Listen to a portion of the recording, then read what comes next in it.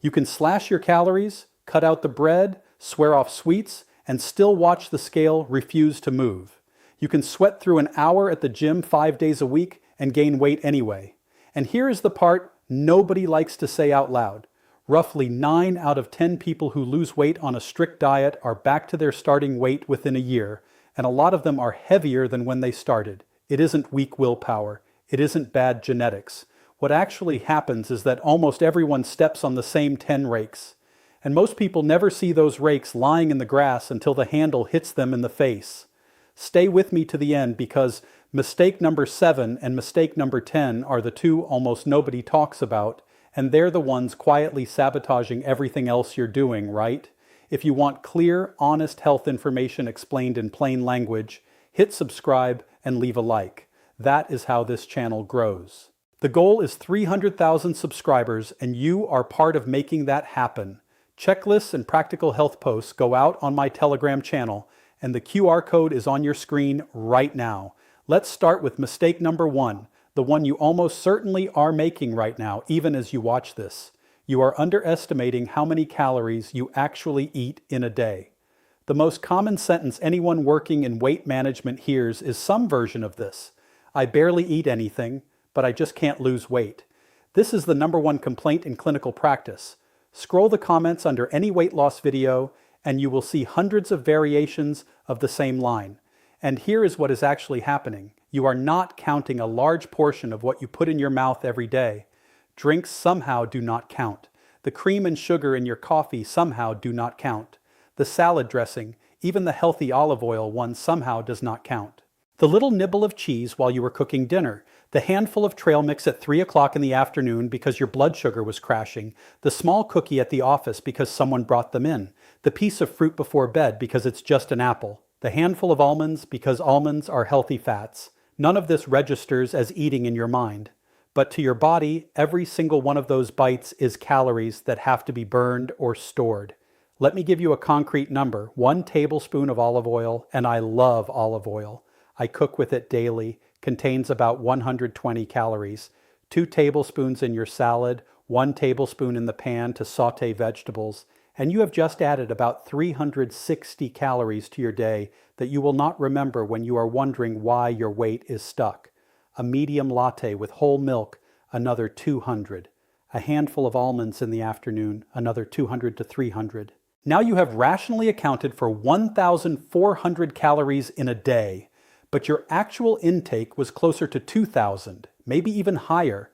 That 500 calorie gap is exactly what is keeping the number on the scale frozen or worse, climbing. Here is what is worth trying, and you can do it tomorrow. For 1 or 2 days, write down absolutely everything that enters your mouth. Not meals, everything. The splash of cream in your coffee, the 3 bites of your kid's leftover pancake, the breath mint, the chewing gum that has sugar in it, the drizzle of honey on your yogurt. Most people who do this, honestly, are stunned at what they see by the end of day 2. It is not about counting calories for the rest of your life. It is about seeing the real picture just once so you understand what you are working with. From there, the path forward becomes obvious. Mistake number 2 is chronic sleep deprivation. I know this sounds like the most overused piece of health advice on the internet. Get more sleep. You have heard it 10,000 times, but repetition does not cancel out the biology, and the biology here is brutal. When you sleep poorly or sleep too little, your body's sensitivity to insulin drops. Let me explain that term clearly so we are on the same page. Insulin is a hormone made by your pancreas. Its job is to escort the sugar from your bloodstream into your cells so they can use it for energy. When your cells become less sensitive to insulin, which is what happens with chronic sleep loss, that handoff gets slower and clumsier. Your metabolism slows down. The food you ate gets burned less efficiently. The energy your body did not use by the end of the day gets parked somewhere. And the body's favorite parking spot is fat storage. It gets worse. Sleep deprivation drives up cortisol, the stress hormone made by your adrenal glands. Cortisol on its own steers you straight toward fast carbohydrates, bread, pastries, anything sweet, anything starchy. And then there is the leptin and grind problem. Leptin is the hormone that tells your brain you are full, stop eating. Ghrelin is the hormone that tells your brain you are hungry, find food now. When you do not sleep enough, leptin drops and ghrelin climbs. The result is a triple hit. Your metabolism is slower, your cravings push you toward the highest calorie foods on the planet, and your hunger signal is louder than it should be. If you are sleeping 5 or 6 hours a night and trying to lose weight at the same time, you are not in a fair fight. You are fighting your own physiology while it has a grip on your ankles. Here is the part that should really land. Even if you fix 9 of the 10 mistakes in this video and leave this one untouched, your results will be cut in half, maybe by 2/3, and this does not just affect your weight. It affects how well you recover from exercise, how your skin looks, how your immune system fights off infections, how steady your mood is, how clear your thinking feels, and even your sex drive. Sleep is the maintenance crew that comes in every night and repairs the damage of the day. Skipping sleep is like firing the entire repair team and expecting the building to stay standing. 7 to 8 hours of quality sleep is not a luxury, it is a metabolic tool. And if you are not getting it, starting your weight loss with a diet plan instead of with sleep is like patching the roof while the foundation cracks, a pattern that comes up over and over in primary care. A woman named Linda in her early 50s comes in convinced she has thyroid problems. She is exhausted, can't lose weight, craves sugar all afternoon. Her thyroid panel comes back perfectly normal. The honest conversation reveals she has been sleeping 5 hours a night for 3 years because her teenage son keeps unpredictable hours and she lies awake until she hears him come home. 8 weeks of going to bed by 10:30, regardless of what time he came home, and the cravings dropped, the energy returned, and she lost 9 pounds without changing anything else about her eating. That is what fixing the foundation looks like. Mistake number 3 is too little protein and too little fiber in your daily food. This is where so many people quietly lose the battle without realizing it. When your protein intake is too low, your body inevitably makes up the missing calories with carbohydrates. This is a stable, well-documented pattern in nutrition research. Not enough protein equals automatic drift toward more carbs. And the carbs people drift toward are not whole grains and lentils. They are refined carbohydrates. White bread, pasta, crackers, cereal, which are essentially empty calories. You can eat a huge plate of pasta and feel hungry an hour later. The same plate volume of grilled chicken and roasted vegetables keeps you full for 4 or 5 hours. Same volume on the plate, completely different signal to your brain. How much protein you specifically need is a real conversation to have with your doctor or a registered dietitian because it depends on your weight, your age, your activity level, and especially your kidney function. But the broad ballpark you will see in modern nutrition guidance is around 1 gram of protein per kilogram of body weight per day for moderately active people and meaningfully more than that for people who are training hard. That is a framework for discussion, not a personal prescription. Protein sources are simple and accessible: eggs, fish, chicken, turkey, lean beef, cottage cheese, Greek yogurt, beans, lentils, tofu, and you want to spread that protein across your meals rather than dumping all of it into dinner. Your body cannot store protein the way it stores fat. Whatever you do not use within a few hours gets converted or excreted. Even distribution wins. Now fiber, this one is simpler. When your fiber intake is low, almost everything you eat gets absorbed completely into your bloodstream. When you eat enough fiber, and the general target you will see in research is around 25 to 30 grams per day, a meaningful portion of the calories and fats from your food simply do not get absorbed. Soluble fiber, the kind in oats, apples, beans, and ground flaxseed, actively binds to carbohydrates, bile acids, and some fats, both the kind you need and the excess you do not, and carries them out of your system. There is a second effect on top of that. Fiber and vegetables physically fill your stomach. The more volume in your stomach, the louder the signal your brain receives that you are full. And when that signal is loud and clear, you do not overeat. Not because you are forcing yourself to stop, but because your body genuinely is satisfied. Fiber sources are everywhere once you start looking. Vegetables, leafy greens, berries, whole grains like oats and barley, beans, lentils, chickpeas, flaxseed, chia seeds, bran. The simple test right now is this. Look at your last meal. Was there a clear protein source on the plate? Were there vegetables? If yes, you are already moving in the right direction. If no, that is the very first conversation worth having with a healthcare provider. Not about advanced supplements or fancy lab tests, but about whether the basic architecture of your plate is set up for you to succeed. Mistake number 4, and this might be the most important one in the entire video. If you understand this one, you will understand 99% of what makes long-term weight loss actually work. You have no sustainable system. Most people who decide to lose weight do not factor in 2 enormous variables: the current state of their body and their age. They just decide one Sunday that they are going to lose weight. They start a diet, they join a gym, they cut out bread, they have a number in their head, 20 pounds, 30 pounds, and that is the whole plan. What condition their body is actually in right now never enters the conversation. Do you have insulin resistance? Is your cholesterol elevated? Are there signs of metabolic syndrome? That's the cluster of high blood pressure, high blood sugar, excess belly fat, and abnormal cholesterol that often travels together. Or is your body basically healthy and you have just gradually put on 20 pounds over the past few years? How old are you? That last one matters more than people want to admit. At 25, your body forgives almost everything. You can eat questionably, sleep poorly, drink heavily, and your body absorbs the damage and bounces back. At 45, that forgiveness is gone.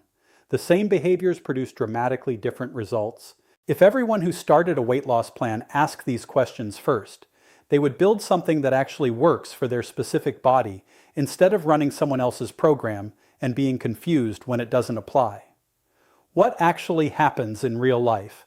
In the best case, the person loses weight by some deadline, a wedding, a beach vacation, a class reunion. They hit the number and then the weight comes back. Often it comes back with reinforcements, an extra 5 or 10 pounds on top of where they started.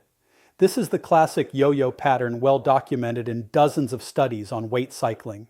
And people say things like, the keto diet worked for me, but Mediterranean didn't. Or, intermittent fasting helped my sister, but not me.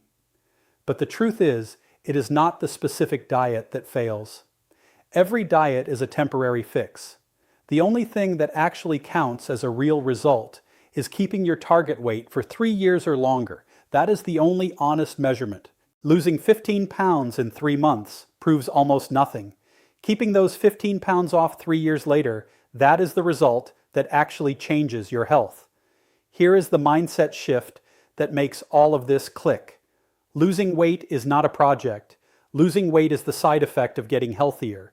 And getting healthier means building up your body's resources. More energy, better lab numbers, normal blood pressure, deeper sleep, not just dropping a number on the scale. If you do not hold that bigger picture in your head, every diet becomes temporary and your weight becomes a permanent problem you fight on a loop for decades. Most people view healthy eating as a list of prohibitions. Don't eat sugar. Don't eat after 6. Don't eat fat. Don't eat carbs. That is a primitive way to think about it, and it does not survive contact with a stressful week. Real lasting nutrition is a system you build into your life, and a system does not break the first time you have a bad day at work because the system is part of how you already live. Mistake number 5 is ignoring insulin resistance. This one is genuinely tricky, and it confuses a lot of people. A common conversation in primary care goes like this. Someone walks in and says, my blood sugar is normal, my A1C, that's the 3-month average blood sugar test, is normal, everything looks fine, but my doctor told me I might have insulin resistance. Are they making this up? Nobody is making it up. There is one test that most people have never heard of and have never been offered: fasting insulin. If your fasting insulin level is elevated, and the threshold worth discussing with your doctor is generally in the single digits, with many specialists getting concerned above around 6, you may already have insulin resistance even when your blood sugar and A1C still look completely normal. The reason is that your pancreas is compensating. It is pumping out extra insulin to keep your blood sugar in the normal range. The blood sugar reading you see on a basic panel reflects the result of that compensation, not the underlying strain. For a while, the system holds. Eventually, it does not. What does insulin resistance actually mean for your body? It is the seed from which the entire metabolic syndrome grows. It slows your metabolism. It puts fat in inconvenient places, particularly your abdomen, around your internal organs. It quietly causes fatty liver disease, fat accumulation inside the liver itself, which often progresses for years with no symptoms at all until it shows up on an unrelated ultrasound. It deposits fat into the pancreas, the very organ that is supposed to be making insulin in the first place. Your waistline grows, your blood pressure creeps up, your bad cholesterol, the LDL, rises, and every one of those changes traces back to insulin resistance as the upstream driver. Calling this a minor issue is like calling a small leak in your roof a minor issue while the water rots the wooden frame of your house. If you are over 40 and you have not had a fasting insulin test in the past year, that is genuinely worth bringing up at your next appointment. It is not part of a standard checkup at most clinics, so you usually have to ask for it specifically. And once you know the number, you have something to work with. You see it drift up. You make adjustments. Less added sugar, less eating late at night, more movement, better sleep, and you recheck in 3 to 4 months. That is how you actually track metabolic health over time, instead of waiting for the moment when the damage becomes loud enough to be diagnosed. Mistake number 6 is not telling the difference between physical hunger and emotional eating. These are two completely separate states inside your body, and almost nobody learns to tell them apart. Physical hunger comes on gradually, builds slowly, will accept any food, and goes away when you eat. Emotional hunger comes on suddenly, is intense, demands a specific type of food, almost always sweet or starchy or fatty, and does not go away even after you eat. When emotional hunger hits and you do not recognize it for what it is, you eat, and not slowly, not selectively. You eat whatever is closest and fastest. The mechanism here is older than civilization. When you are under stress, your body launches the same biochemistry it has launched for hundreds of thousands of years, the fight or flight response. 300 years ago, that biochemistry was useful. You were either running from a predator or fighting an enemy. Now you are sitting at a desk staring at a deadline, but your brain does not know the difference. Your brain registers stress and pumps out the same hormones, cortisol, adrenaline, and triggers the same instruction. Find energy fast now. And the fastest energy available on planet Earth is sugar, bread, pastries, chocolate, ice cream. That is why under stress, you do not crave grilled salmon and steamed broccoli. You crave something you can shove in your mouth and feel immediate relief from. You eat the sweet thing. Your blood sugar spikes. The spike itself shuts down the primitive alarm signal because your body, reading the rapid rise in glucose, decides the emergency is over.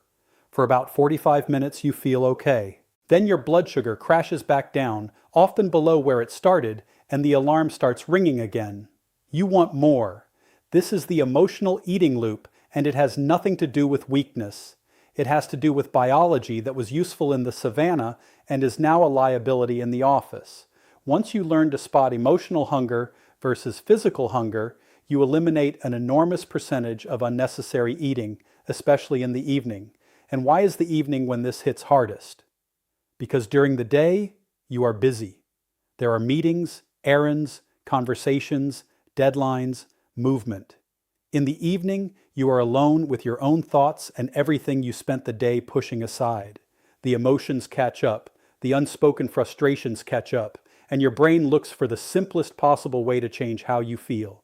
The simplest, fastest, most reliable way: open the refrigerator. A common practical experiment people try. When the urge to open the fridge hits in the evening and you are not actually hungry, put on your sneakers and walk outside for 15 to 20 minutes. It works at least as well as the cookie, often better. Your state shifts, your head clears. The accumulated tension of the day works its way out, and the emotional hunger genuinely passes. You can test this on yourself tonight.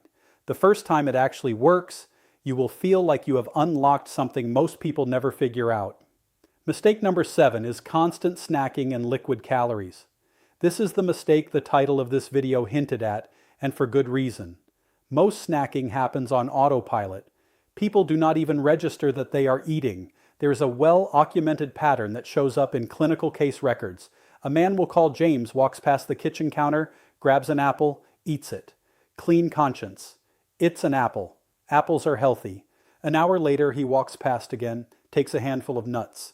Another hour, he takes a couple of clementines from the bowl and eats them while standing. He hasn't sat down for a real snack. He is sure he hasn't really eaten anything between meals. Ask him to add it up. 300 to 500 extra calories he never accounted for. And remember, this is on top of his regular breakfast, lunch, and dinner. Fruit is the most misunderstood category here. Fruit feels safe, and in most contexts, whole fruit is genuinely good for you. But fruit that is high in fructose, like grapes, mandarin oranges, bananas, figs, dates, is sneaky in terms of calories and blood sugar. Eating by the handful, eaten one after another, fruit can absolutely contribute to weight gain. The fiber in whole fruit helps slow down the sugar absorption, but when you eat fruit in large quantities fast, you outpace the fiber's protective effect and end up with a sugar spike. Anyway, now the second half of this mistake, liquid calories. Cappuccino, latte, fresh pressed juice, smoothies, tea with honey, tea with milk, hot chocolate, sweetened iced tea. A common defense is, but there's no sugar in my latte. I drink it unsweetened. Here is what matters. Anything that raises your blood sugar counts as eating. Black coffee with no sugar, no milk, no syrup does not raise blood sugar meaningfully. Tea the same way. Those are not snacks. But a latte is a glass of milk with some coffee in it. The milk sugar, lactose, and the milk fat and the milk protein together add up to roughly the calories of a small meal. A flat white, a mocha, a macchiato made with caramel syrup. Those are full meals in a paper cup. In the summer, people add iced coffee drinks, smoothies, fresh pressed juices to the rotation. All of them count as eating. All of them need to be honestly entered into your daily picture. Try this experiment for 1 or 2 weeks. Cut out all snacks between meals and cut out all liquid calories. 3 meals, plain water in between. Many people who do this are genuinely shocked at how much easier their weight feels without changing what they eat at meals, without restricting any specific food, just by removing the constant background drip of hidden calories. Water instead of a snack is one of the simplest tools available, and you can test it on yourself starting today. Mistake number 8 is overestimating how many calories your workout burns. This is one of the most stubborn illusions in modern fitness culture. A documented pattern that appears in coaching practice over and over. A couple, we'll call them Mike and Carol, both spend an hour on the tennis court together. Same court, same length of time. Carol cannot understand how Mike supposedly burned 1,000 calories while she only burned 500. The explanation is basic physics. Mike moves more aggressively, hits harder, recovers faster, engages more large muscle groups, runs more total distance during the same hour. Carol plays a more measured conservative game. They were on the court for the same time, but they did not do the same work. After the match, if they eat the same dinner because they earned it, Mike's body can absorb that meal and Carol's cannot. Same court, same time, completely different calorie output. People who are just starting an exercise routine almost always overestimate what they are burning. The actual calorie cost of a workout depends on intensity above everything. That is the first factor. Then duration, then which muscle groups are involved, then how fit you already are, then ambient temperature, then how trained you are at that specific activity. An hour of casual walking and an hour of interval running are not in the same universe, since the running burns 2 to 3 times as many calories. An hour of restorative yoga and an hour of CrossFit are similarly far apart. The numbers your cardio machine displays on the screen are typically overstated by 20 to 30%. And independent research has confirmed this repeatedly. Treadmills, ellipticals, stationary bikes all tend to flatter you with optimistic numbers. The post-workout reward is the trap that catches almost everyone. You burn a real 300 calories during your workout. Then you earn a slice of cake at 600 calories. The math, you are net positive 300 calories on the day. Repeat this pattern 4 times a week, and you are looking at gaining roughly a pound every 2 weeks while you are working out. That is the cruel arithmetic of treating exercise as a license to overeat. A workout is not permission to eat more. A workout is an investment in your muscle mass, your metabolic rate, your bone density, your joint mobility, your cardiovascular fitness, your sleep quality, and your mood. Your weight, on the other hand, is decided at the plate. It is dramatically harder to burn off excess food at the gym than to simply not eat it at the table. Mistake number 9 is believing you cannot lose weight without daily weigh-ins and obsessive calorie counting. There is real value in tracking for a short period to learn what your day actually looks like, which is exactly what I described in mistake number 1. But the long-term habit of stepping on the scale every morning and entering every almond into an app is for most people more of an obstacle than a tool. When all your attention is locked onto a number on the scale and another number on a calculator, you stop paying attention to the things that actually move the needle, like what you eat, when you eat, what foods go together, how often you eat, how consistent your meal rhythm is.